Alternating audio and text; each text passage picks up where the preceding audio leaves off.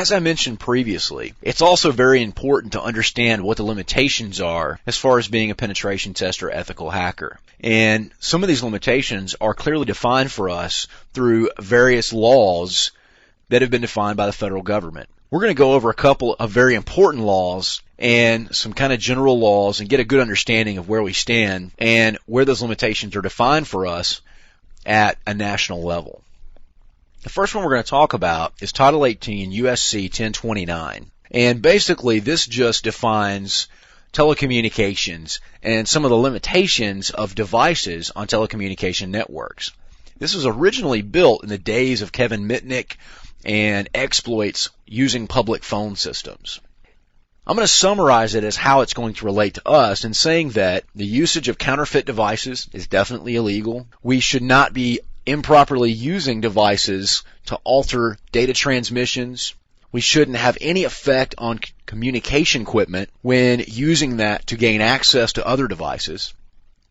And we're not allowed to gain access to transactions of communications. All of these are enforced by the Secret Service and generally are activated on access or manipulation or effect of over $1,000. Which is a very small amount of money. A single infraction could easily amount to $10, $20, $30, $40,000. So basically, if you perform any of these actions against a network that you're not authorized to be on, and even sometimes some that you are, the Secret Service has the authority to investigate based on that.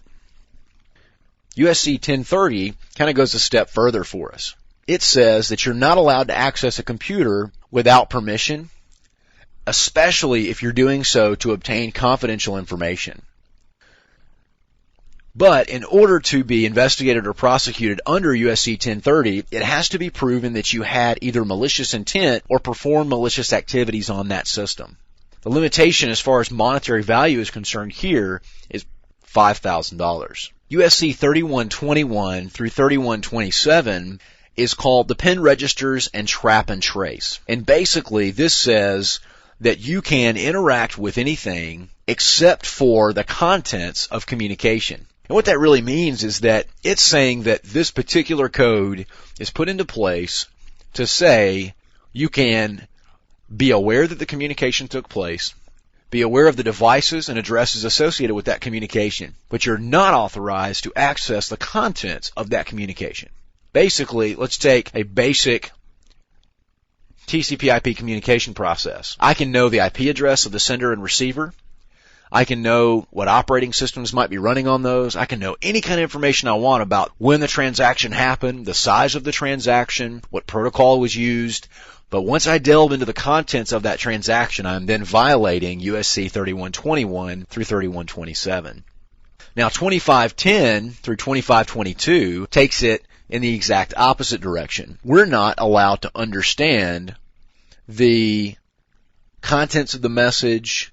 We're not allowed to understand the external components of the message, whether that be who's communicating, when, how, and where they're communicating to. So basically, 3121 and 2510 series kind of overlap into each other and provide an overall definition of how you can and cannot interact with communication processes and contents. There are also some other statutes that have some effect, but not a significant effect on our topic, that being the Patriot Act, which was recently passed to address cyber terrorism. Also, USC 2701, which basically follows up on the various USCs saying that not only can you not affect communications in transit, but you also cannot access protected stored records. Meaning, if data is sitting on a database somewhere, it really wouldn't be covered by any of these codes because we're talking about data in transit. Whereas this is talking about any records stored anywhere that are protected or private are off limits to us. In addition, USC 1362 takes another step forward in the right direction by defining denial of service attacks. Because in denial of service attacks, we're not modifying data, we're not accessing data, and we're not affecting communications other than taking it offline.